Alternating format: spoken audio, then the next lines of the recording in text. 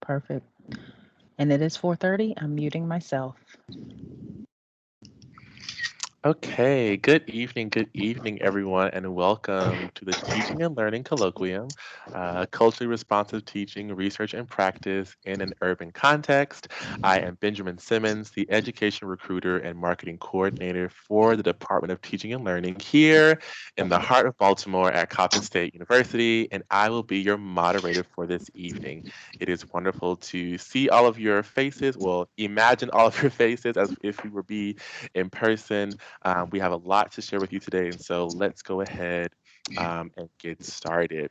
Today's colloquium was made possible by the support of and collaboration with the Maryland State Department of Education, or MSDE, through our Empowering Emerging Teachers and GEAR grants. So we do want to say thank you to our partners and collaborators for their continued help, support, and love. In this colloquium, we will be discussing research and practice to enhance the classroom experience for students from every walk of life. I'm sure there's several of us on this call that can think of and name educators that we've come across that have impacted our lives in a major way. For me, it was Miss Shaw, my elementary school music teacher, who brought me out of my shell by catering her music curriculum to what was relevant and interesting while upholding the bar and expectation of excellence. Today, we're here so that more of our students can have impactful experiences that breed better engagement with classroom material. Before we begin and get into the juiciness of our colloquium, here's just a couple of housekeeping notes. If you have any questions for our panelists, please add them to the chat. I will monitor it to make sure your questions are collected and they can be asked. Please join us in conversation on Twitter by following at Coppin State DTL or hashtagging hashtag Coppin Colloquium. And I will add that to the chat for you all in a second. And also, wait, let me ask you that first. So I'm going to add this to the chat. So join us on Twitter just to talk about what's going on in our colloquium today. I just added that to the chat. For any Coppin students or future Coppin students who are on the call, I'd like to invite you to join the Coppin Student Education Association. CSEA is a campus chapter of the Maryland State Education Association that leads, inspires, and educates. With core values that are linked to professional development, community engagement, and issue advocacy, CSEA helps to prepare pre service teachers for their time in the classroom while engaging in meaningful and collaborative learning experiences on the college campus and local community. They participate in fall festivals at Gwen's Fall Elementary, book drives to benefit local elementary schools, study sessions, professional development, and more.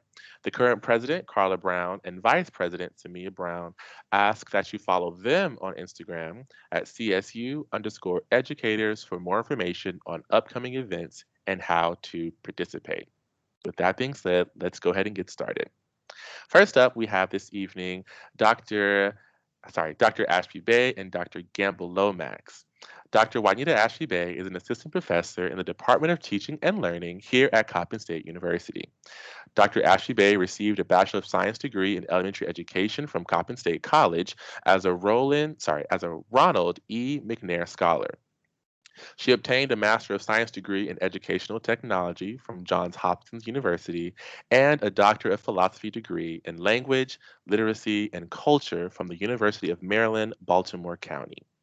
As a native of Baltimore City, Dr. Ashby-Bey makes the plight of urban communities central to her research while exploring the relationship between culturally relevant teaching practices and identity development among teachers. Dr. Ashby-Bey, along with our next presenter, Dr. Gamble-Lomax, recently published their research in the Journal of the Alliance of Black School Educators, titled The Decolonization of Teacher Education Curricula, Interrupting the Patterns of Whiteness when Preparing Pre-Service Teachers for Urban Classrooms. Dr. Ashby-Bey? Hello, thanks so much for that introduction, Benjamin. Thank you. So I want to begin with saying thanks everyone for joining us today, our Coppin students and faculty and staff, but also any professional development partners that we have on and our community at large. Thanks so much for hanging out with us today. So today, what I'm going to do is to share with you some of the things that's been going on with the faculty and Department of Teaching and Learning with regard to research. And so we focused our research on responding to the academic needs of African American students or urban students. And more specifically, we really wanted to prepare teachers who could honor and respect the culture and the brilliance of the students in that population, and then to teach to that. And it's important for me to state that urban students, that African American students are brilliant, full stop. I'm not going to qualify that. We don't need to. What we need to do as professionals is to be brave enough to address the barriers of structural inequality and institutional racism that prevents the academic success and thus the upward mobility of that student population. And that's the task that we took on here as faculty and the teacher education program. So here at Coppin, just based on where we're situated, this nice urban community, we realized that our students were going into urban schools all the time, working with urban students. And we wanted to make sure that they had the best set of skills that they could have in order to make an impact. So as faculty, we recognize a few things. We recognize our location and the great opportunity it gave us to prepare professionals with the knowledge, the skills, and the dispositions to, one, begin to interrupt whiteness, and two, dismantle white supremacist frameworks, right? So we wanted to make sure that our students were aware of that and had some skills for navigating that space. We also recognize that the systems of this country, of the United States, the economic system, political system, the social system, and the education system, they're all designed for white people to win and for the others of us to support them in their winning, right? And so we wanted to, again, create a group of professionals or ensure that our programs produce professionals who could go in and do some work with that. We recognize that perhaps this was our opportunity to support the social justice movement in this way. We also, you guys, had to recognize that the curricula at K-12 and then is colonizing. And then we had to be brave enough to look at our own curriculum and teacher education and ask the same question. Is this curricula colonizing? And so we began there. We began there with taking a look at our curriculum. And we noticed with exploring it that it did touch on diversity, but from a very broad perspective. But the curricula, all of our undergraduate programs was the focus of this particular research, and it's more, it's highlighted in more detail in the article that Mr. Simmons shared already. That's our most recent publication. But we noticed that our curricular, it was absent of spice, right? It was whitewashed, it was colonizing. So we began to look at how we could add that spice and how we could ensure that our graduates were ready to teach students. And I always say all students, and that's kind of the common term in education. We want all students can learn, all students, we want to have success, but that's so broad, and it really hadn't meant a lot for African American or minority students. So when we say that, we say all students, including African American and urban students. So what I'm going to do now is to share just some of that process. Again, more information is found in the article. I'm just going to share some chunks to that process. So we began with looking at our curriculum for all of our undergraduate programs. We looked at the research, and we were very familiar with the research anyway. This is kind of our research area and our expertise. And we realized that what we wanted to do was to make sure that that our students had information about culture and cognition starting at the ground level, starting early in their program and threaded throughout. And so, and we wanted to make sure, that foundation was there. We wanted to make sure it was theory there. And we also wanted to make sure that practice was there. And so that's just what we did. We actually restructured all of our undergraduate programs. And the first thing we did is that we took a look at the history of education, and we realized that history of education course, which is embedded or is a part of most education programs in the nation, really did not do a whole lot for our students in terms of adding that spice. That was a colonized curriculum through and through. And all it did was to continue the process of colonizing from that perspective, meaning it only focused on things that we couldn't see as relevant, right? So we began with that course, and we decided to replace that course with the course called The History of Race and Inequity in America's School System. So then it focused on history, but it focused on history from a culturally relevant perspective, adding some meat to it and adding some spice, some things that was going to be useful for our students as minority learners for the most part, and the students that they were going to be working with. So that course explored the learning experience for African Americans before and after Brown versus the Board of Education, because there are a lot of researchers that said that Brown versus Board of Education brought forth a lot of complications and actually made the learning process more challenging for African American students. We explore that in that course, along with structural inequalities and institutional racism, and how these look in the classroom, how they come across in the curriculum, meaning that colonizing curriculum that's used K-12, what content is taught there, and then the pedagogy there. So we took a look at the history of that. We take a look at that in that course. And then we added the theories course. And this is all, and we had a good level of theory already, but we added this as more. It looks at the classical theorists like Vygotsky, Piaget, Freire, and Dewey, but it also brings in some more contemporary ones like Gloria Ladson-Billings, Dr. Coley, Dr. Martin, and of course, Dr. Emdin today. I'm so excited to hear what he is coming to share with us. And so, but all of these researchers support one thing, and that is that culture mediates cognition, and that's what we know, and that's why urban students are brilliant. And then we added this practice course, which my esteemed colleague, Dr. Gamble-Lomax, actually developed as a part of this process. And I'm so happy to be sharing this conversation with her today, you guys. But this course focuses on how to teach to culture, right? And how do we address that colonized curriculum K-12? Exploring some content selections and some pedagogy that aligns with the culture of African American and urban students. And Benjamin, how am I doing on time? You're doing pretty well. Okay, so that was one big project that we had and we're still working through, right? And so the other thing is that as we designed this curriculum, we knew we had to go through the university processes of getting it done. We also knew that our seniors were going to graduate without this content. And so Dr. G and I talked about how can we make sure that our students get this content because our seniors were going to leave. And so we created another research project. And we've had the opportunity to present this data at some prominent conferences for education, but it really was so informative to us. And so what we did is that we took our seniors who were in our methods courses and we created what we call intervention sessions.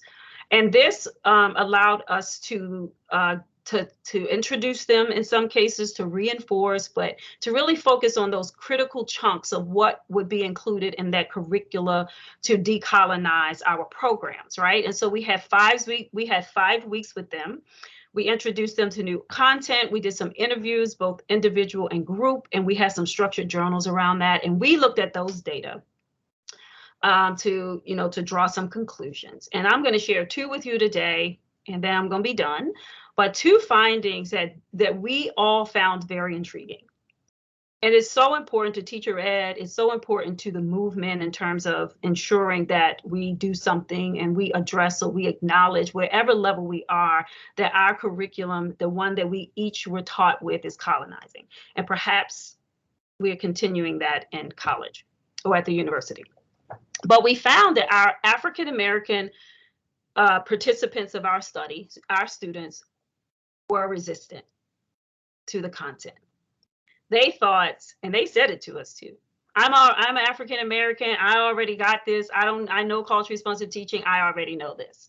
And it was a big push for us to help them to get to the point of understanding it's not about race in terms of knowing this knowledge or not. We have all kind of experienced and a result of the education we have received, which is all colonizing. But we were surprised by that resistance. The other point of resistance for them was a part of the whole learning culture of acknowledging culture and difference is that you have a recursive teaching and learning relationship. And sometimes, and I was a facilitator, when I came across as authoritarian there, they resisted, right? So we noted that. But the other thing was the student reflection. This is the second piece, that they were able to begin to, as they processed information, to make their own comparisons with the K-12 protocol, and they insisted that it mimicked the prison system. So they said these ideas of being rule followers in the classroom mimics what is expected in the prison system.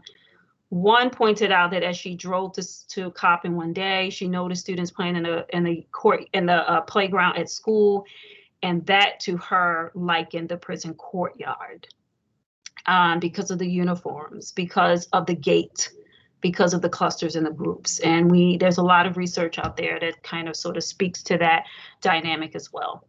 So those are two of the things, kind of, one big project, but two of our chunks of research that we have conducted or been able to engage in, all for the purpose of ensuring that when students go into the classroom as teachers, that they really do have some tools to begin to interrupt whiteness and break down those white supremacist frameworks.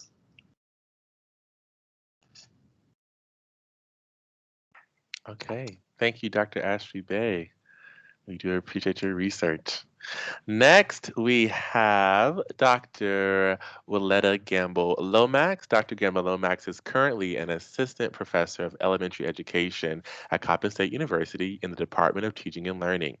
Dr. Gamble-Lomax received both a Bachelor of Science degree in interdisciplinary studies and a Master of Science degree in elementary education from Old Dominion University, and a Doctor of Philosophy in Curriculum and Instruction with a focus on minority and urban education from the University of Maryland.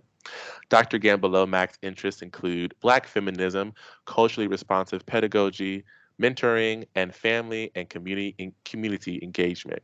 Dr. Gamble-Lomax desires to continue working with various stakeholders in education to provide equitable learning opportunities for our diverse student population. We will now hear from Dr. Gamble-Lomax. Hello, everyone. Thank you, Benjamin, for the introduction. Thank you, Dr. Ashby-Bey. I'm glad to share this panel with you. And thank you to everybody who's joining us this afternoon. We know it's busy. People have a lot to do, so we thank you for jumping on with us. Today, I'm going to talk briefly. I'm just going to tell you a story about me and how I came to know what culturally responsive teaching is before it was ever a term, before I ever knew it was a thing, before I was ever an educator. So I'm going to just briefly share my screen. All right, so this is little Lomax. This is little Wyletta Gamble-Lomax. Growing up on the Jersey Shore, Neptune, New Jersey. And when I was in third grade, my mom was informed that I should be put in a gifted program. And so I was actually bused out of my community. I lived down the hill. So where I'm from, we have down the hill, we have up the hill. The perception is that down the hill is ghetto. Down the hill is where the projects are, is where the apartments are. Whereas up the hill, there were homes and mowed lawns. And so the perception was the people up the hill had money, the people down the hill didn't, which is total lie, but that's the perception of my community. And I was bused up the hill to go to Green Grove Elementary School, third grade, to be in their gifted and talented program. Got into the classroom. There were 3 Black students in the class, 3. And my teacher, Miss Williams, was a Black woman as well. Beautiful, dark brown skin. I saw her. I saw myself in her. She's the reason I'm an educator. And she is the one that introduced me to what it means to be culturally responsive. Now, when you're 8, you don't know what that is. And at that time, I don't even think that term really existed. But the way she did this was she made a connection with me and she cared. And so when we talk about practice and we talk about culturally responsive teaching, we can talk about all these different strategies, all these different approaches, but the foundational piece is that you actually care about your students. Like Dr. Ashby-Bey said, you know that they're brilliant and you care about them, right? So my one friend in the class who was from my community, she was also from down the hill. Her name was Kendall. And at the time, I think we went to the same church. We had like our families are connected. And we had a Black History Month program. And so at this program, we sang the Negro National Anthem, Lift Every Voice and Sing. And Miss Williams was actually there. She was in the audience at this particular program. And I mean, you know, when you see your teacher, you just lose your mind when you see them outside of school. So we were so excited she was there. And we went back to school the next week. And Miss Williams told Kendall and I, we're going to teach the entire class, Lift Every Voice and Sing. And so, you know, this made us feel like what? Like, you know, we're a big deal because our teacher saw us outside of the school context and she empowered us to pass this information on to our classmates. And so from that point on, that's how I learned what, you know, culturally responsive teaching is. And whenever I'm sharing this information with students, it always starts with remembering that we need to care about our students. And so one scholar, Dr. Pedro Noguera, he says that we know that African American students tend to be relational learners. It's about the relationships between a teacher and a student. Students respond well to teachers they know, believe in them, care about them, but also who teach in a manner that elicits a more active approach to learning rather than just sitting and listening. So we know all these things, and these are the things that we need to implement in our classrooms. And of course, you know, we talking about K-12, but even in a higher ed context, I have students that share with me. It's exciting for them when teachers ask them about their preferred way of learning or their interests outside of the classroom. They just want to get to know them. And they're like, they understand that it's college and you're only going to see me once a week, but it's important for them. So that's something that we could carry into all of our classrooms. And so just to share, just to share some practical things when we think about what it means to get to know your students. How do you do that, right? How do you get to know your students? So some things that we've seen in the classroom is when you have your daily circle time with your students. What are you actually talking about with them? Giving your students the opportunity to journal and share their experiences in their journal, not because it's graded, not because you're looking at their grammar or their punctuation, but because you want to learn more about them, their families, their cultures. Of course, home visits, going into the community, going to visit students' homes, visit their families, having students share autobiographies about themselves, engaging in daily meaningful discussions. So even if this is one-on-one conferencing or it's whole class discussions, but having discussions with students so that they can share. Lunch bunch, when you're in elementary school, the kid, they love it. They want to sit with you. They want to be all up. You think they would want to go away from you because they've been with you all day, but they don't. They want to eat lunch with you. They want to talk to you. And one thing I did when I taught third grade, I would tell my students to give me a schedule. If they were involved in any extracurricular activity, if they were in dance, if they played football, anything, I would say, okay, give me a schedule and I'm going to show up. And they didn't know when I was coming. And it's like their heads would explode when they saw me at the game. They're just like, oh my God. And their parents too, because I don't think they expected it. But just those things to show that I care, I'm here, I want to connect with you. If Benjamin was in my class and he told me that he had a soccer game on Saturday, on Monday when he comes back, I'm going to ask him, what happened in that soccer game? Did you win? Or what happened? So making those connections, building those meaningful relationships. And the most important thing really is just listening. sometimes as educators, we just do a whole, because we're so smart, right? We just know so much. But just listening to our students, listening to them, listening to their experiences, valuing and respecting what they bring into the classroom and into the space. And so that was my story a long time ago when I was introduced to what it means to be culturally responsive by my still now mentor, who retired as the assistant superintendent of the school district where I grew up in New Jersey, because she took that time to connect with me. She took that time to care. And those things last. Like Benjamin said, he mentioned his teacher at the beginning of this. Those things last. They don't go away. And so that's what I wanted to share on today. So thank you for listening to me for a few moments.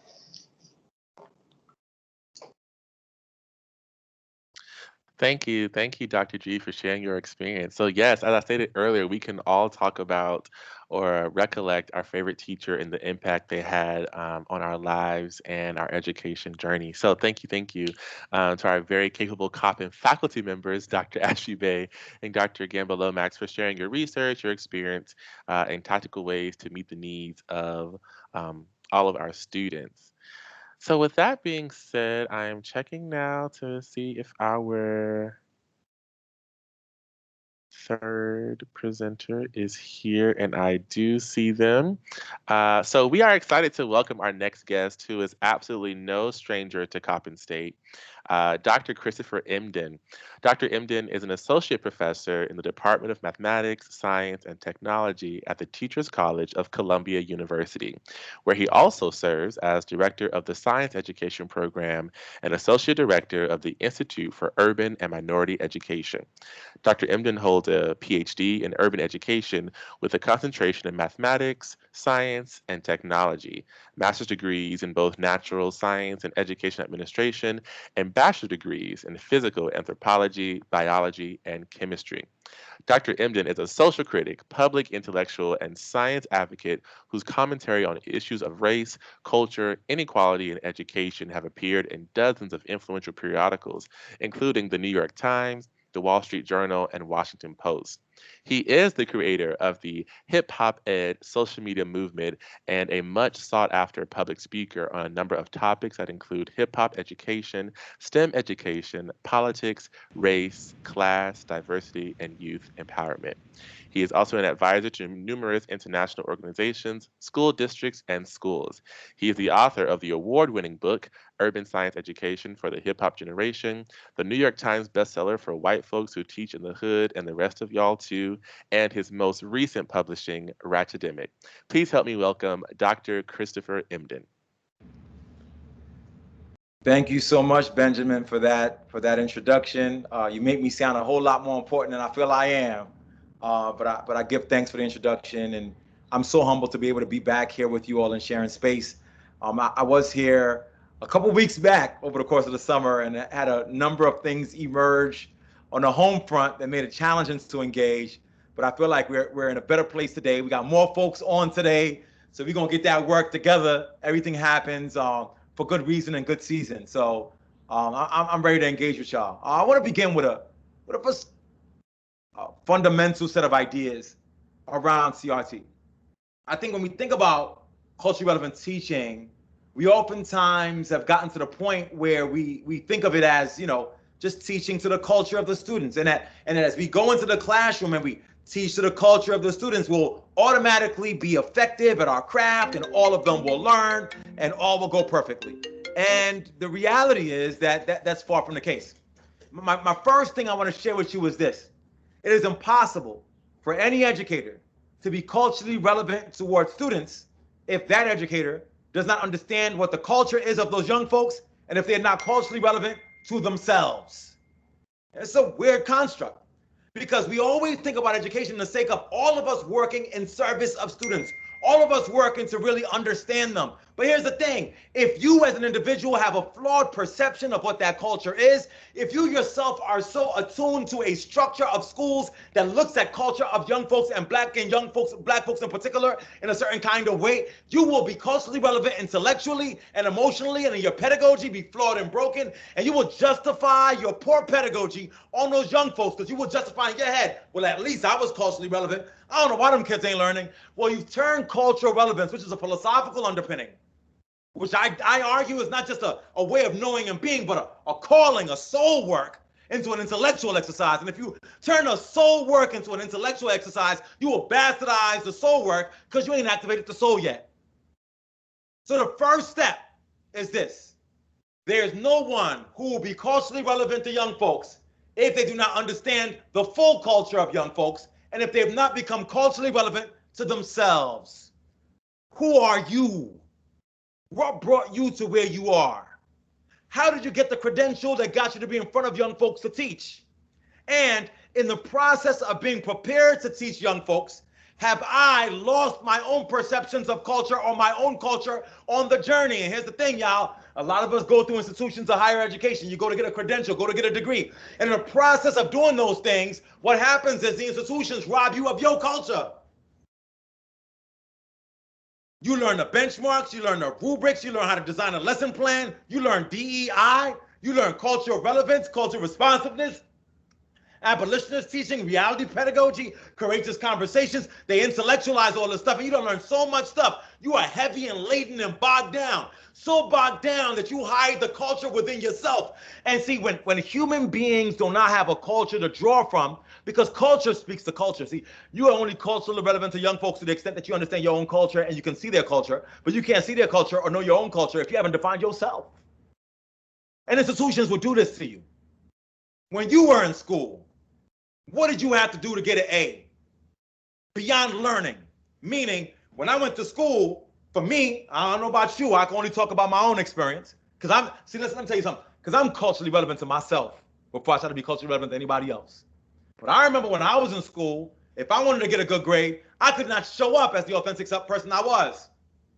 I had to sit down in the front of the class and I had to raise my hand and I had to be attentive and I had to dress a certain way, look a certain way, perform a certain identity. And it was only to the extent that I made the teacher comfortable with who I was that I then were seen as maybe smart enough to be able to learn. Y'all understand what I'm saying? And so some of us who've chosen to teach, or dare I say, some of us who've been called to teach, but turned your calling into a profession. I ain't even get that word yet. Some of us have been called to teach, but in the pursuit of a credential or a degree to get you to go teach, you lose your calling to get the intellectual knowledge. When your true self has been incarcerated, when your true self has been compromised, when your soul has been colonized, you ain't ready yet to do this work. So for me, I knew that I went through school and I had to perform intelligence. I went to graduate school and they told me that the experiential knowledge that I had about how to deal with black and brown children, being that I was once a black and brown child, means nothing unless I first read a book that somebody gave me about it. And I'm telling them, look, my soul done told me how to deal with black folks. Shit, my blackness done taught me how to deal with black folks. I've got to extract out my blackness in the pursuit of your knowledge. So somebody who ain't been where I've been, don't know the kids like I know them, ain't from the hood like I'm from the hood, is gonna give me the information on how to teach properly. They're gonna endorse me to be culturally relevant, and they don't have a culture themselves. And so the first piece is a reckoning with the brokenness of the institution from whence we came, who defines for us what culturally relevance is and obscures the revolutionary work and turns it into an intellectual exercise. You see, the mind is finite, y'all. Meaning the extent to which the mind can receive new information is limited by the limitations of the mind. I'll give you an example. For those who teach or look to teach, you ever teach 9th grade? And the first thing the 9th grade teachers say is, dang, what them 8th grade teachers taught you? Y'all don't know nothing. And then you go to the 4th grade teachers, they be like, what they taught you in the 3rd grade? They didn't teach you nothing. The reality is somebody in the previous grade did teach them something. They taught them enough for them to be able to pass that test for them to be able to end up in the next grade. But here's the thing, the person in the previous year taught the mind and ain't activate the soul. And see, when the mind is finite, the person gave the kids information. That person may even have been culturally relevant and said, take this information, and you must be black, so you must like some hip hop. Here's a hip hop example. Take more information. See, that's what cultural relevance has become in this season. You know, it's let me make assumptions about who you are, then give you more information. So now you give all the kids the information, and the more information you give them, see, when you put new information in, old information leaves when the mind is finite. Y'all following me? But see, when you teach to the soul, the mind is finite, but the soul is limitless. And there's a connection between the mind and the soul. See, the mind can take all it could take, but when the soul is activated, it connects to the mind, expands the capacity of the mind, and the mind can soak in information for a lifetime. So the question then becomes, not how do we become more culturally relevant? The question becomes, how do we teach to activate the soul in the pursuit of knowledge? Well, I have some proposals. The first of which is the invoking of what I call a Pentecostal pedagogy. Now, some folks don't like us when we talk that spirit talk when it comes to teaching and learning. But let me tell you something about teaching and learning. In classrooms, contemporary, we battle not against flesh and blood, but against principalities, powers, and rulers of darkness. Now, some of you might be like, Dr. Emdin bugging, we got a Columbia professor up in here. He was supposed to give us some quotations and citations. But let me tell you this. Some folks who are working only in the physical space without a recognition of the spiritual dimensions of this work will spin their wheels, and young folks will still be unsuccessful. We are not talking about physical beings. We're talking about souls that need to be converted towards a belief in their infinite potential. You can be culturally relevant all day long. If you make that young person feel something, you're wasting their time and yours. A Pentecostal pedagogy necessarily invokes a recognition that there are ways to deliver information that activates the souls of young folks. There's something in the call and response that is naturally culturally relevant without a book telling you it. There's a way when somebody says, can I get an amen for affirmation that lets you know that person's speaking something realer. Now, some may say, well, Dr. Emdin, what if you're dealing with young folks who aren't Christian? This is not a conversion to Christianity. Let me say, Dr. Emdin, what about the Islamic? It's not a conversion to my faith. It's a recognition that there are limitations to the institutional knowledge, and there's a need for us to be able to tap into an intuitional knowledge. And my exemplars that are rooted in a Black Pentecostal tradition is a way to get you closer to an intuitional knowledge. So you might not believe in what I believe in faith, although I suggest you do. I'm saying that there's an approach in what I do that y'all ain't got yet. And the underperformance of our babies and the function of their intelligence, but the limitations of the institutional knowledge to tap into the ways of knowing and being that is ancestral knowledge. And unless we do that, we ain't winning. Some will also say, well, Dr. Emdin, are you trying to say that, there haven't been successful Black and brown or Black children in schools through the traditional approaches? And my answer is going to say, no, they haven't been writ large. So Dr. Emdin, we've had some graduates. We've got folks who went to college and they have great careers and jobs. And I'll say to you, well, have you engaged in conversations of those who you hold up as the exemplars of the success of this broken school system and talk to them beyond the money they got or the positions they have and find out that some folks are so rich they poor in soul and broken in spirit, which is why they can't tap back into the community? We got a system of cloning in contemporary schools. One in which we say to young folks, if you were to call them a cell, let me get a little biological. I'm an anthobiochemist by training. Indulge me as I delve into my scientific world. See, in a process of cloning, what oftentimes happens is the scientists will identify two cells. One is the one that you want to be able to replicate, and one is the one that you want to be able to get the genetic material from a foreign cell to replicate. Y'all still with me? Did I lose somebody? Okay. So one cell, I'll say, oh, I like you. I'm going to take out your genetic material, but not all of it, because I want to still have you intact. And I'm going to put your genetic material in another cell. Now, the cell that I want to give the foreign genetic material to, I got to empty that cell out. Meaning, if I want you to be a clone of somebody else, I can't keep within you the things that are of you. Y'all with me? This is the process of contemporary education in this country. We say to our young folks, we want you to be academically successful. We want you to be college and career ready. We want you to do well in the world. But in order for you to be successful, you're going to have to take out all the things that make you who you are. So we have a pedagogy of extraction, a pedagogy of removal, a pedagogy of loss that are sometimes enacted by folks who look like the children. This is where it gets more sinister. Sometimes it's the white folks doing what they do on black and brown babies. We know overwhelmingly 85% of the teaching force do not look like young folks. I'm not saying that whiteness is inherently problematic. I'm saying the attachment to white supremacist ideologies is problematic. And sometimes white folks are attached to white supremacist ideologies. But I also want to tell you that there's some black folks who understand culturally relevance in theory, who don't understand and don't believe in the infinite potential of young folks, and will be complicit in the process of the extraction of all the things from our babies. So we extract them out. Don't dress that way. Don't talk that way. Don't act that way. Raise your hand to be spoken to. Don't move. Don't dance. No joy. No passion. No swag. Under the guise of school rules. And then we say, now that you've emptied out all you are, let me infuse into you this foreign genetic material that is not who you are. Now, guess what happens? Even in the world of biology, when you take a cell, extract out a genetic material, and look to replace that genetic material with foreign genetic material, what is natural for the cell to do is reject it. I ain't talking about our babies yet. I'm talking about biologically in the process of cloning. After the extraction of the genetic material of the cell and the attempt to be able to replace that genetic material with foreign material that is not of who they are, the cell will say, I don't want that. That's not me.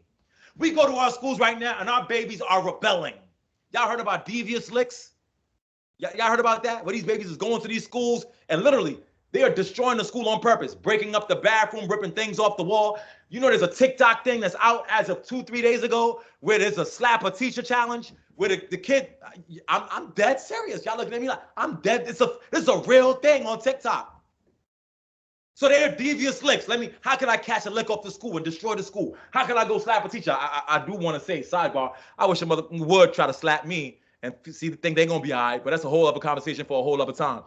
And we say, why are these kids so broken? Why are they so problematic? Why are they so violent? Our babies ain't violent. Our babies are whole cells with their own genetic material who are responding to the fact that you've extracted who they are and attempted to replace that with a foreign genetic material. They, like the cell, will reject what is not of them. So they're rejecting it. And that's why they wilding out. And when they start wilding out, you say, wow, these black kids are loud. Man, when I was in school, we wasn't this bad. These kids is extra bad. Nah, they was just as bad as you were. You ain't like it even when you was in school. Stop fronting. And they don't like it either. See, what we're having is a replication of oppression that we got to interrupt. So they reject it, they reject it, they reject it. And this is what happens in the world of biology. When a cell, y'all, rejects foreign genetic material, the scientists will put the material in with electric shock. And when they shock the cell and they shake it up, it will be forced to accept foreign genetic material. I'm telling you that contemporary schooling is the equivalent of shock pedagogy. The policing of expressions of blackness in the pursuit of educational knowledge is the equivalent of shock to cells who are refusing genetic material that is not of them. Now, here's the interesting thing. The scientists go through this process, and out of every 277 attempts to have a foreign cell accept the genetic material, it only accepts it once out of 276. Y'all with me? 276 attempts to say, I don't want it. And eventually one will say, ooh, I'll accept the genetic material. Now, the one that accepts it, the scientists don't worry about the 276. The scientists are excited about the one. And they take that one and they say, whoa, you're such a great cell. And they'll put it in the lab and they'll celebrate it. And, you know, in the case of Dolly the sheep, they will write articles across the globe about it. They will celebrate its success. They will hold this up as the exemplar of the success of the genetic coding. You will hold up that one kid who goes through the oppression of schooling and say that is an example that schooling is working. We celebrate the ones that accept the violence and don't worry about those who reject the violence, because we think the ones that accept the violence are an exemplar of the success of our method. What if I told you I ain't worried about the one, I'm worried about the 276? And most importantly, like in the world of biology, the one that does accept the genetic material, you know what we found out later on? That one cell that makes it through the cloning process has half the lifespan of the sheep that grazes wildly. That one that we celebrate as the exemplar, Dolly the sheep, suffered from arthritis and pain in her bones over the course of her career. I'm saying to you, we done lost 276 and the one that made it is broken too. Which says to me now, reject the whole system of cloning. Culturally relevant teaching in this era is not an intellectual exercise. It's a pursuit of ratchademic approaches to teaching and learning. I'm gonna offer y'all a solution real quick. What does it mean to be ratchademic? It's my theorizing. To be ratchademic, dear brothers and sisters in this work, is to recognize that the answer to shock pedagogy and cloning as pedagogy is an approach to teaching and learning that is equal parts ratchet as it is academic. So some will ask me, Dr. Emdin, what do you mean by ratchet? I approach ratchet through a triple entendre of sorts, a triple description, if I may. See, the ratchet is in the conventional and not non-canonical but vernacular way. If somebody ratchet, you know, that's a person that got a little, you know, a little extra. Right? You know, your ratchet friend is a little loud. Your ratchet friend is a little expressive. Your ratchet friend is a little much. I have been described by some as a ratchet friend. I wear it proudly. It's a ratchet individual is a person who's not concerned about the norms of a space, but rather is moving in a space that is authentic and comfortable for them. I ain't worried about the comfort of the other. I damn sure ain't concerned by the comfort of my oppressor. I enter into the space recognizing that by virtue of my existence, living in this world as a person who has melanin in their skin, who's been demonized for that melanin over time, that my ancestors had paid the price for me to be able to have dominion over every place I trample upon. And so by virtue of that, if I enter into it, I can own it. I am be myself. The anti-respectability is ratchetness. As a New Yorker and an East Coaster, I don't know how many East Coasters we got in the building. You know, when somebody got the ratchet on them, I don't know, you know, I'm a 90s baby in New York, you know what I mean? So, you know, the ratchet is not the persona. For us, you know, when somebody say, yo, y'all better chill, he got the ratchet on him. You know, when JayZ said back when ratchet was a ratchet, that means that person got a secret weapon tucked right beneath. You see, you understand what I'm saying? So that's another ratchet. So the ratchet is the form of expression. The other ratchet is the weapon. He got the ratchet on him, y'all better chill. The other ratchet is the more standard definition of the ratchet, which is a tool. You know, a ratchet is what you use to be able to wind and screw things in. You know, sometimes, y'all, you know, I remember I wrote about this in my book, Ratchademic. Y'all should buy it. I write about the fact that once I was putting a bed together, and as I was putting the bed together, this little tool was in a container, and I was like, I want to use this tool. I got a whole power drill. You know, I got a little bread, like I got equipment in my crib. So I'm not gonna use this little ratchet. I went to get my power drill to be able to screw in the thing. And what I realized is that the power drill was a more sophisticated tool. Y'all, can y'all catch this I'm giving y'all today? See, the power drill is a more sophisticated tool. You can plug that in, it can move a lot faster. It's more complex, it's more layered, it's more dense. But the power drill, when I tried to screw in that screw, it couldn't hit the corners. I don't know if y'all follow where I'm going. Everybody want to be all the newest device. Let's get a Promethean board. Let's get a this board, that board. Albert Einstein once said, World War III, I don't know how World War III will be fought, but I know World War IV will be fought with sticks and stones. What he meant by that statement was that in a contemporary, we think that we need the more complex tools to be effective for young folks. But World War IV, which is what we're in right now, we're in World War IV. I don't know if y'all knew. We're in World War IV because there's insurrections on the Capitol in January. There's black asylum seekers on the shores of this nation who are being whipped by cowboys in the ways that we treated slaves in the past era. Meanwhile, we got people coming from Afghanistan who are not as melanated, who are accepted with open arms to integrate into society. So we are in the middle of a World War IV on black and brownness in this nation. And World War IV will be fought with sticks and stones, and sticks and stones is good pedagogy. The power drill ain't gonna work. Sometimes you gotta go grab your ratchet.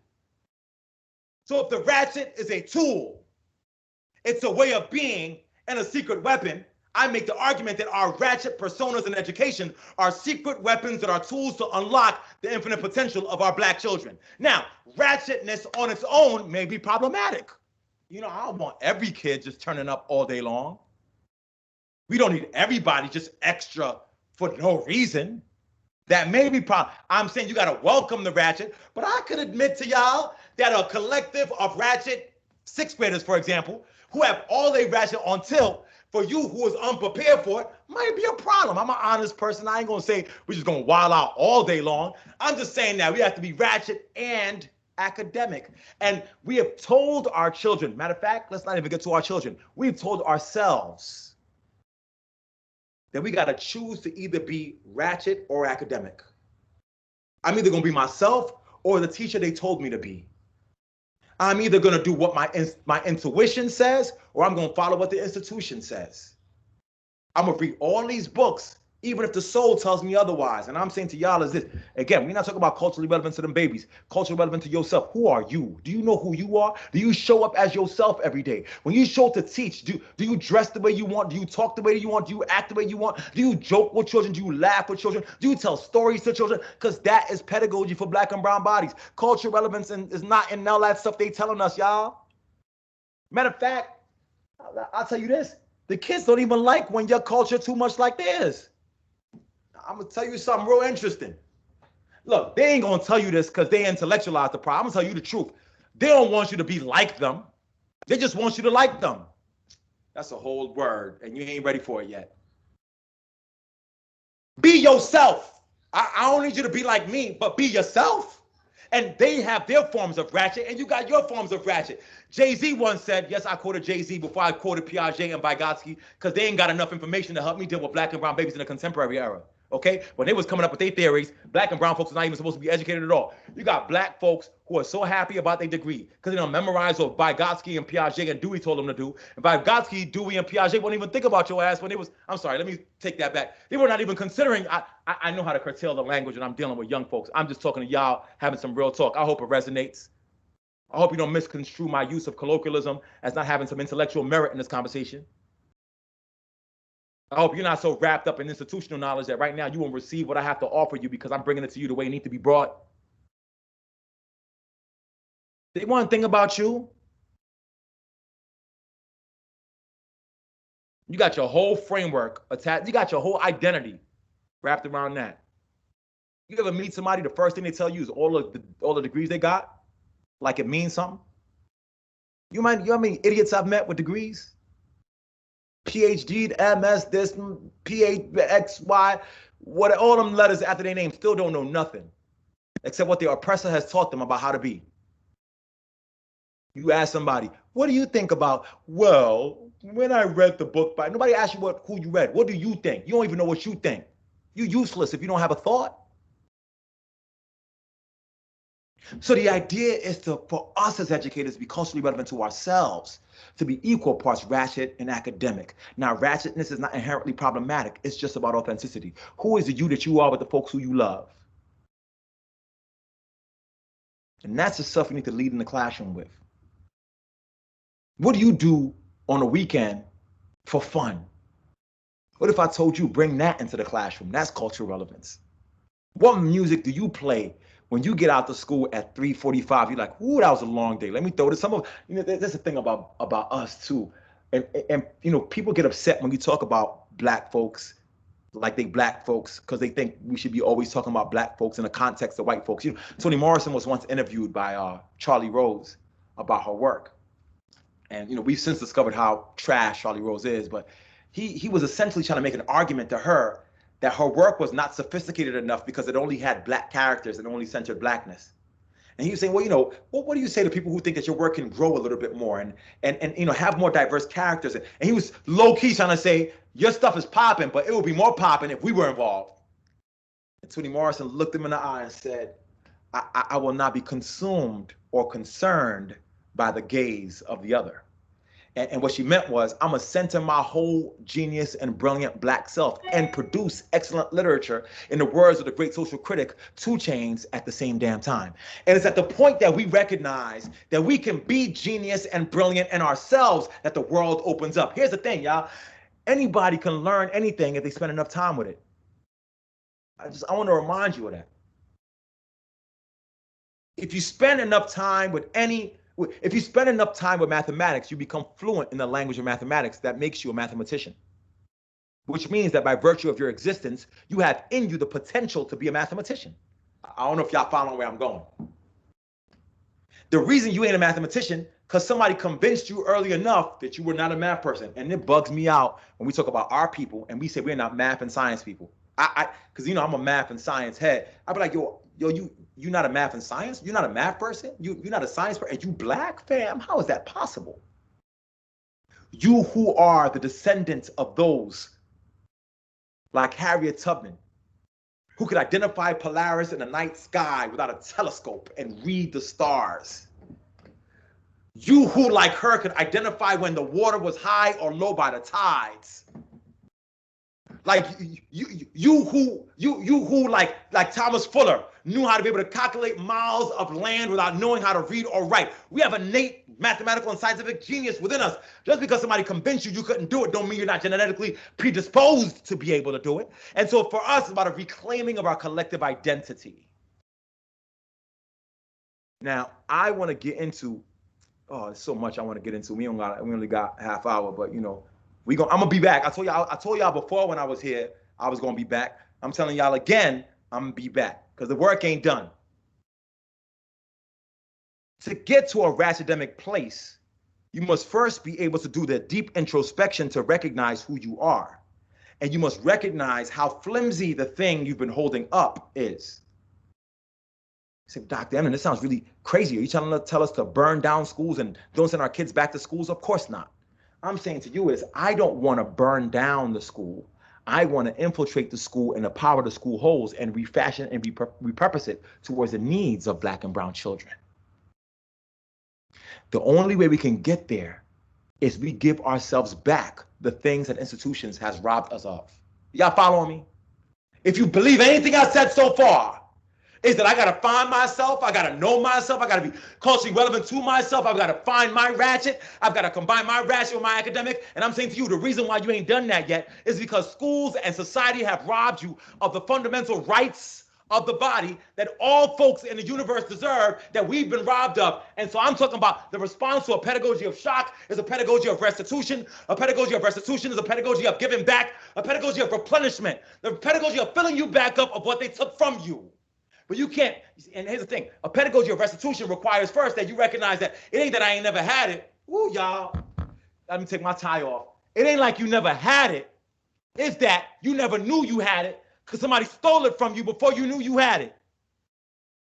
So a pedagogy of restitution is now a pedagogy of replenishment of your rights of the body. And I'm gonna lay out to you what these rights are now. I told y'all I was a Pentecostal pedagogue who drew from a Black Pentecostal tradition in the process of teaching and learning. But I'm gonna tell you this, I also have a reverence for folks who have different traditions. I have a respect for those who choose not to believe in what I believe in. I got a respect for in particular Buddhist traditions. So I'm a Pentecostal pedagogue with Buddhist leanings, with respect for the agnostic and the atheist in the pursuit of the freedom that comes from teaching and learning. And there's a Buddhist tradition of the rights of the body that they identify as the rights that are essential for all young folks or all human beings who exist in the world that they deserve by virtue of who they are. That is the new cultural relevance. The first right of the body, y'all, is the right to be here. Listen, a child cannot learn from you in a place where they feel like they are a guest. Let me keep it basic. They get into the class. This is ours. And they feel like it's your school, not theirs. Y'all get where I'm going? I finally made it to the AP class. Oh my gosh, I'm so glad that they chose me. Nah, they didn't choose you. You are divinely chosen. By virtue of your existence, you have a right to be here. You are not a guest in this space. Let me say that to some teachers. A lot of teachers go into a school building and feel like they're just so lucky that the principal chose them to have this job. And because of that, you feel like you have a deference to this power structure. No, you have a right to be here. Now, how do you teach somebody that they have a right to be here? You tell them. You know, sometimes we make this work more complicated than it has to be. Ninth graders, just want to let y'all know something. By virtue of your existence, you are brilliant. This school is built for you. We are all here because you are here. If you weren't here, we wouldn't have a job. There'd be no principal, there'd be no school building, there'd be none of it. I just need you to know that you have a right to be here because this is your building, your education, and I work in service of you. Bam. You tell somebody that every day, they life changes. the right to be here. Y'all still with me? The second right of the body is the right to feel. Much of the challenges related to the teaching and learning of young folks of color and contemporary schooling is the fact that we only like them when they act the way we like them to act. Y'all got me? So it's come in and be complicit, but don't be angry. Don't be frustrated. Guess what? Sometimes you got a right to be angry. Sometimes frustration is a real thing. And so for me, the right to feel is give young people the language to articulate the emotions they're feeling. Tell, how you feeling this morning? I'm good. No. I'm good is not enough. Are you upset? Are you tired? Are you hungry? Are you frustrated? Are you and once the young folks have the language to articulate their emotion and can share their emotion, which is the next right, not just the right to feel, but the right to be able to act on how you feel, then things shift. Let me ask you a question, teachers, or aspiring teachers. Do you have a right to feel? Are you scared to go back to the school after this whole pandemonium, panic at the disco, whatever they want to call it? Are you shook to go back? Are you concerned about the entire structure of the thing? Do you have the space to articulate your fear? Have you said it out loud to anybody? Can you tell your principal that? Can you tell your superintendent that? Can you tell your parents that? So you saying you have all this emotion and you ain't even shared that with nobody? You got that all buried deep in your soul and you're about to go back and return back to normal and teach some kids. You can't teach nobody nothing, you broken. You can't heal what you don't reveal. There'll be limitations to your pedagogy based on your inability to show up as your authentic self because you've not given yourself the permission to feel. Listen, I love y'all, but I ain't gonna lie. I'm a little concerned about all this COVID stuff going around, and I feel some kind of way about it. But you know what? You here and I'm here. We're gonna get through this together. Big difference when you say it out loud and they see you and hear you. Then when you just act, everybody want to rush back to normal. It boggles the mind. Normal, first of all, normal was abnormal for Black and brown children. First part. So as you rush them back to normal, and normal wasn't normal for us, what you trying to do? Return back to oppression? Huh? I'm not even gonna get too scriptural for y'all. Listen. Joseph left. Let me listen. The right to feel, the right to express your feelings, the right to act on how you feel. That once you express your emotions, you have a right to say, I am upset with this because of this, and this is what I am going to do next. Give young folks the right to act, the right to perform, the right to use their body. And dare I say this, as folks of color, when we talk about cultural relevance, we have a predisposition to particular ways of knowing and being. I always use this exemplar. When I was a youngin', my mom used to have all these sayings. She said, when I encounter people, she would say, if their hands don't move when you talk to them, don't trust them. She would say. I never understood what that meant. What that meant was, out of the abundance of the heart and soul, not just the mouth speaks, but the body does as well. Physicality and expression and movement are part of our ways of knowing and being as a people. So if you're going into a classroom and part of your instruction is the colonizing of the expression of the mind, the body, the soul, there's no movement, there's no dance, there's no verve, young folks can't learn. How you have a whole 40 minutes with Black children and ain't no space for a two-step? Ain't no space for a turn up. Now, I'm not saying turn up all 40, but I'm just saying, if you could build in 2 minutes for your do now, build in 2 minutes for a little get up and go. Listen, you ever go to a Pentecostal Black church and the pastor got a sermon to preach and he looking out there and he realized, dang, somebody bored in here. Somebody ain't really feeling me. And he says, you know what, Lord? The Lord just spoke to me and he just said, everybody get up and go touch somebody. The Lord probably ain't speaking to him. Okay, he done took everybody tithes and offerings and bought a Bentley, but he understands pedagogy in a way that he knows if they are disengaged, I must create space to allow them to move and greet each other as part of the process. Do you let your babies greet each other, or you teach bell to bell and it's all filled up with stuff? Then you wonder why they can't learn. The right to act. Let me run through this so I can make some space for questions. The right to love and be loved. I don't know when the word love became problematic in teaching and learning. One of my things that folks oftentimes cite me on is when teaching without love is just talking. Anybody could show up to talk.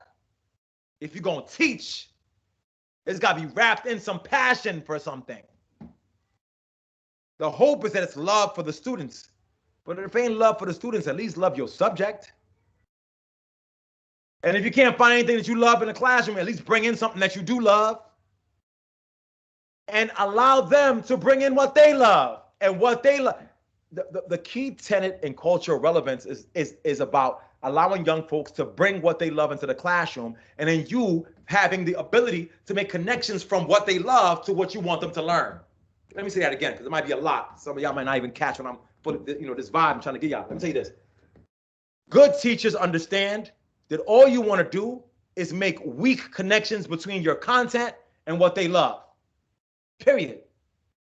And if you make enough weak connections between what they love and your content, it becomes a strong deluge of knowledge building. I'll give you an example. This is me when I taught physics. So I see y'all over there talking about basketball. You know what's so crazy? Do you know that there's a lot of physics in basketball? Do you know if you grab a basketball, all them little things on a basketball actually create a surface where there's more friction so you can palm the ball better? So all basketball players are actually engaging in complex physics. And let me give you the formula for friction. It's F equals ma. Let's measure the mass of the basketball, how fast you will accelerate. Like, that's all physics. Oh, wow, yo, I didn't even know physics was basketball. Yup. See some girls in the corner doing here. Yo, y'all didn't even know. Yo, your sneakers is mad physics in the design of the sneakers. Do you know they I am making weak, y'all following me, y'all? I am simply listening in to what they love and saying, whatever it is, I'm gonna bring that in. The best teachers are not those who know their content, it's those who are nimble enough to make connections between what young folks love and the content. Now, once you start connecting what they love to the content, they start associating the content with what they love. Once you start associating the content with what you love, you're willing to put in the extra effort. Our babies are genius. They just not gonna put no work into something they don't love. You want evidence of genius? Just watch them. Watch them outfits. Watch them hairdos. Watch that style. Somebody who mama don't make no money show up to school looking like $1 billion. Like, yo, how y'all got the bread for this? They don't got the bread for it. They could stretch $1 though. The fitted hat matched the sneaker matched the book bag. You'd be like, dang, like, I don't know how you did that. Yo, right now, I seen a kid in the school I went to today, his shoelaces match his mask. I said, fam. It's the details for me. I'm telling you, if I could put that much effort into a fly outfit, I could put that much effort into understanding the concepts of physics, but I love looking fly and I don't love no physics. And the reason I don't love no physics is because the teacher hasn't taught from a place of love. So that's the right to love and be loved. The fifth right is the right to speak. Now, this is important for us with Black children. Everybody loves Black children to the point where they're tall enough to speak back to you. Then you don't love them no more. The right to speak. Now, here's the thing with the right to speak. We've been traumatized by hearing Black voices in joy.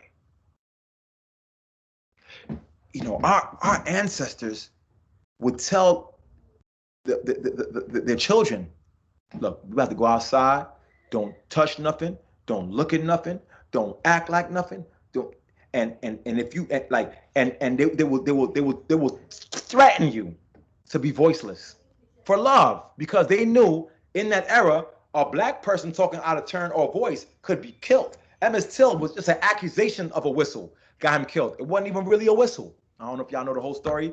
The woman on her deathbed revealed it. What I'm saying is we were in an era where any expression outside of docility, any expression outside of obedience was used as a mechanism that could possibly kill you. So our parents and our grandparents, for our survival, curtailed our agency. Ooh, y'all. They truncated our power to act for our survival. Y'all with me? But now, we have a whole generation who thinks that curtailing their expressiveness is required for survival, while the folks that we are deferring to are acting wilding out. Y'all with me? Yo, they did a whole insurrection in DC. I'm sorry if I get too political. I mean, wilding out in the most craziest of ways possible. Crazy mass and just tripping. If you had some Black and brown children act that way, they will be suspended and put in the criminal justice system. What I'm saying to you is this: Why is it okay for them to have the freedom to have problematic thought and our babies don't have the freedom to express themselves? So right now, beyond that right to love is the right to be able to speak truth to power. I don't like that. You know how much abuse has gone on in our community because we've taught our sisters that they should deal with oppression and violence quietly? You know how many R. Kelly's running around the hood? Because you told them babies, don't say nothing. Just shh. We are no longer there. This is an era where we teach our babies to use their voice. As long as their voice is connected to their intelligence and their genius, that they are ratchet and academic, be ratchet all day long. But you better answer these assignments. I'm not going to lower the expectations, but you could be you and then you teach them it's a game. Because somebody's thinking, right, well, Dr. Emdin, if the kids are all ratchet and academic, how do you teach them how to be able to engage in other places? Teach them it's a game. It's a game. You ain't got to change your identity. I'm turning up with y'all because y'all my folks. At least I believe you my folks. I know somebody in here a hater, but it is what it is. But when I go to talk to certain people, I know how to be able to police my forms of expression, but I'm not going to do that at the expense of my freedom. Give young folks the right to act. And as we close, the right to see and the right to know. The right to see is the right to see things from a different perspective. Every day you go in, aim, objective, do now, activity, second activity, reflection, homework. That's Monday. Tuesday, aim, objective, do now. I'm like, oh no, but Dr. Emdin, I'm culturally relevant and progressive. You ain't progressive. That's corny. We don't need the same stuff every day. Have the right to see. Sometimes surprise them.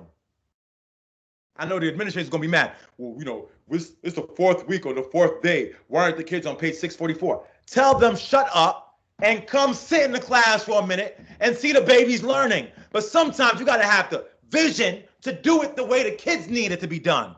Engage in conversations with young folks. Yo, I taught that lesson today. You know how many times kids have told me, yo, Dr. Emdin, that lesson was trash. Ooh, my feelings was hurt. My lesson was trash. I got a whole PhD. I know how to teach. Nah, it didn't work well for us. I created the opportunity for them to give me feedback, and then we worked together on creating a structure that works for them. That's cultural relevance. And the final right, y'all, as I have a minute or two for questions, is the right to know. Somebody in here is receiving this word and rejecting this word because they don't like how it came across. And I'm telling you, if you can't deal with me, a whole grown up on a Zoom, you ain't equipped to deal with our babies. And secondly, the right to know is the right to knowledge. I say all I've said, but I also firmly from the depths of my soul believe that the biggest challenge to having Black and brown children be successful in an era where we've intellectualized cultural relevance is that we equate lowering academic expectations to loving children. You know, Dr. Emdin said that we got to be ratchet and love the kids and let them express themselves. And y'all ain't hear this part. So hear this part. You love people up to what you want them to be. You don't say, well, they on a fourth grade level, so I'm gonna bring it down here. They on a fourth grade reading level because I don't believe in learning laws. I believe in accelerated learning contexts. You hear me? Somebody could be on a fourth grade reading level and in the 12th grade and gain 15 reading levels in 1 year with somebody who shows them their genius and their brilliance. So for me, it's about high expectations. I'm gonna tell you one quick story and I'm gonna close out. You know, when I was it's one of my favorite stories. When I was dating my wife. The reason why, let me say it quietly because she might be down here. I don't want her to hear the story. But you know, when we was dating, you know, she cute. You know what I mean? And everybody wanted to talk to her because she was cute. You know, she was just fly. You know what I mean? And just attractive sister. And so she had a lot of suitors. And you know, me, I ain't the cutest dude in the world, but you know, I always had swag. You know what I mean? I have a presence. You heard me? Because I tap into my ratchetness. So you know. I had my little suit as well. So she was seeing some folks and I was seeing some folks and we were seeing each other. You know, y'all know how that go. Some of y'all don't act like you're too old to know how that go. All right. And so one day we went to the movies and I don't know what it was. I don't know if it was the light of the movie screen dancing against, you know, her ebony skin or something. But I was like, yo, I think I love Shorty. Like I was like, she, like the other ones is cool, but she, something about her. And you know, I looked at her, she looked at me and it looked like, oh, like she was feeling me. Now, once we had this conversation where we felt like we were feeling each other, I knew I was falling in love. It was important for us to have a conversation about our expectations for each other. Y'all getting what I'm saying? Look, I know everybody want to talk to you. but I love you. And because I love you so much, I'm going to expect you not to cheat on me. You see, love is high expectations. Y'all ain't getting this word. You won't love nobody unless you expect them to be a greater version of themselves than they showed up with. Same with our babies. There is nothing that is beyond the intellectual reach of Black children. They're innately brilliant by function of their existence. And so love them up to a vision of themselves that is excellent. Teach them and be yourself ratchet and academic and ratchademic. Show up as your full and authentic self and be culturally relevant to yourself before you try to be culturally relevant to somebody else. And I would hope that the combination and constellation of all I've shared will move us towards a path in education that leads us towards freedom for ourselves and for our children. Thank y'all so much for the time. I think I got about 30 seconds for a question. Yes, thank you, Dr. Emdin, for sharing those amazing talking points. Yes, we do have a couple of minutes for a question. While you all put your questions in the chat, I will start with this one. What is the first step to finding cultural freedom to break free of colonized and institutional mindsets? That's a brilliant question. The first step is the recognition of the weakness of the existing system. I think you break away from adherence to the norms of an institution when you recognize that the institution is holding up something that's a fabrication. So y'all, in my book, Ratchademic, by Ratchademic, Reimagining Academic Success, it's on sale right now, it's on Amazon, all that.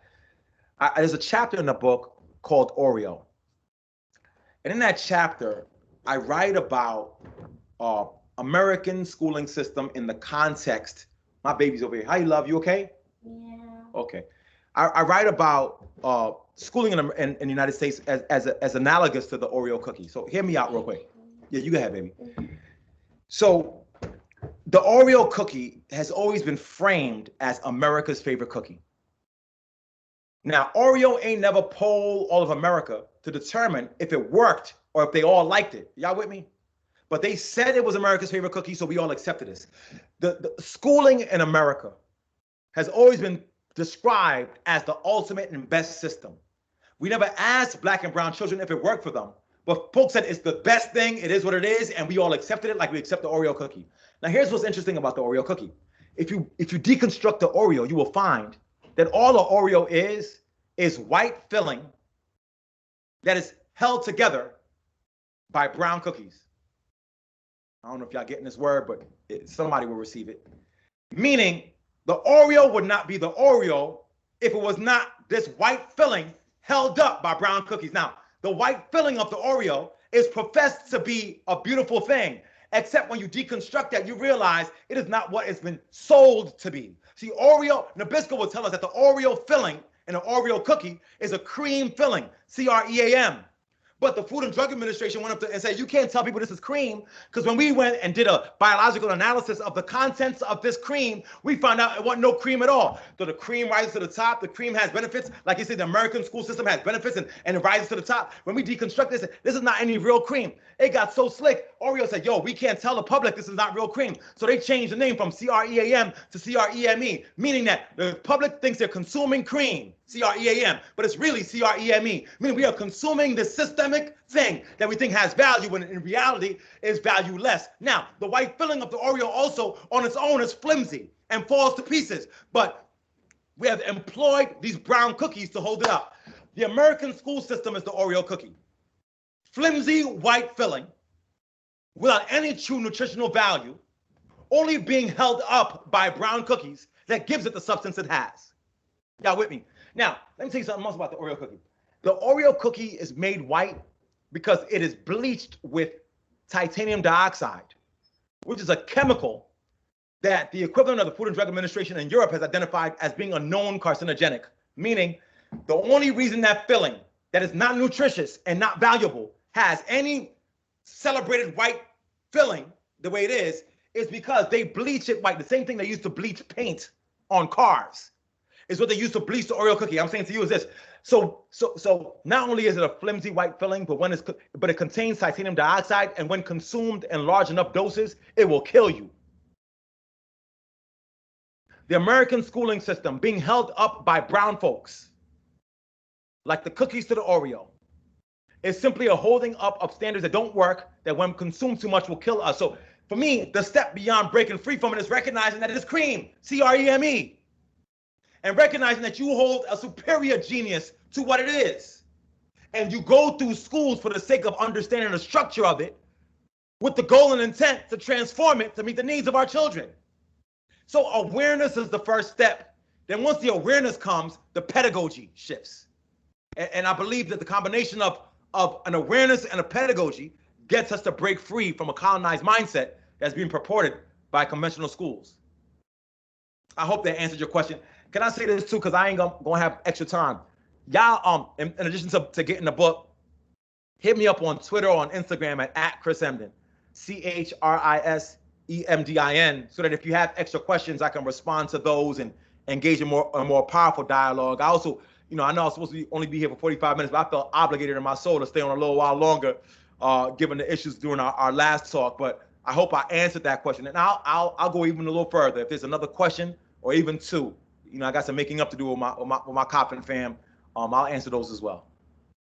Okay, I have one right here in the chat. It says, what do you make of the disparities in education in different regions? How can that be solved? Well, and I hate to say this to folks, and it's not the popular answer to have, but disparities will always happen in schools when there are disparities in social resources distribution, when there's biases in access to economics, when there's biases in the criminal industrial complex, and the fact that they are essentially constructed in ways to filter Black bodies directly into it. So, I don't think that we can talk about disparities as an entity in schools alone without looking at the larger context of what constructs those disparities. Now, I'm not a pessimist. I also believe that through good and sound, soul-stirring and affirming pedagogies, we can create a next generation of young people who are aware of the beauty and magic of their Blackness to be able to dismantle the structures that cause those disparities. But we ain't gonna dismantle disparities just by, observing them. We are gonna address these disparities by empowering the next generation to understand the fullness and the greatness of who they are, and them doing the work to dismantle them. And I hate to say it, in this way, but it's too late for a lot of us to change the system right now. It ain't never too late to create a new generation who will dismantle it for us. And it's not pessimism to say it's too late. I'm just saying we got too many suckers in power right now. We got a lot of folks who just don't believe in the beauty and power. I'll give you a quick example. I was Kansas City. I did a news thing the other day about Kansas City schools. And in Kansas City schools, they have these students in this one school, and the white children had a whole chat where they talk about they want to reconstitute slavery, and they had a whole auction for Black children. This is a real thing happening 2021. And one kid had a sign. He want to invite a girl to homecoming. It said, if I was Black, I'd be picking cotton, but I'm not, so I'm picking you for homecoming. Like, these are real things. Y'all, this is real things happening in 2021. And I'm saying to y'all, them white children learned that from their white parents, and they learned it from the political spectrum. They're a student of, right now we have this whole thing where everybody's talking about banning critical race theory. Y'all heard all about that? And here's the thing. First things first. Ain't nobody in no K-12 schools teaching critical race theory. It's an advanced law theory. I teach my doctoral students it, and even those who teach it in the law or in education or in sociology, they teach that as one framework, also with social cultural theory, also with Marxism, like with a bunch of theories to make sense of things. But these cats is going to ban CRT in K-12. So the question we must ask ourselves is, what are they really banning? They're not trying to ban critical race theory. They're trying to ban culturally relevant teaching. It's another CRT, but it's a subversive way to ban things. But here's the thing. When these white students are looking at the banning of CRT, they understand that if there's no CRT being taught in my school and they banning it, what they're really trying to ban is Black excellence, Black genius, Black pride, celebration of Blackness, Black history. So this banning of CRT is a subversive way to ban expressions of Blackness and to make white students feel as though they have a superiority to Black children. So how do we address that? by being intentional about empowering Black children.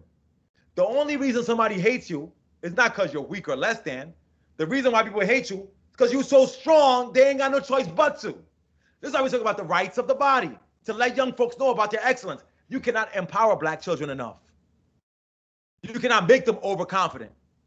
In a society that robs them of their confidence and robs them of their agency through the media, through news, through every interaction, it's impossible to overly make them confident. And we've been convinced that we are making them too confident, making them too strong. You can't make somebody too strong in a world that's equipped to break them down.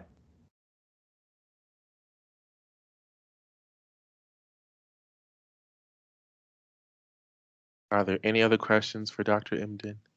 I know I done went past my time, y'all. Forgive me. No worries. Can I say this to y'all as I go?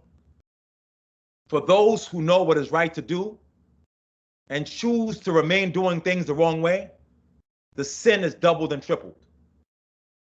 You know what our babies need in this era. And let me make it a little bit more clear and more plain before I really go. 2021, this year, this season, when we're seeing what they're doing to them asylum seekers on the border, when we're seeing what's happening with the assault on CRT, when we're seeing what's happening with how our babies are more affected by coronavirus and COVID-19, when the inequities are rife, I want you to know, from me to you, that what we're going through right now is the equivalent to what was going on in 1965. And in 1965, we had the late John Lewis, who was willing to get in good trouble, who was willing to march across that bridge on Bloody Sunday over and over again until something shifted. They were willing to sacrifice their comfort and sacrifice the norms for the sake of freedom for Black bodies. And if you signed up to teach, or you're signing up to teach, or you're right now preparing to go teach, or you're in a school, or you're in a class, some of y'all in the school right now, I want you to know that your school building is that bridge in Alabama. That when you walk into that school every day, this is your protest, this is your legacy, this is your time, this is your era. And the way that you do not betray the legacy of our ancestors that fought for our freedom is on this new frontier that is education. That you teach every day like it's protest. You pour love into every young people every day like it's the last thing to do, because you are somebody's ancestor. And in the future, they will tell stories about today. And if you are somebody's ancestor, you must teach like it. From the depths of your soul, from the depths of your being.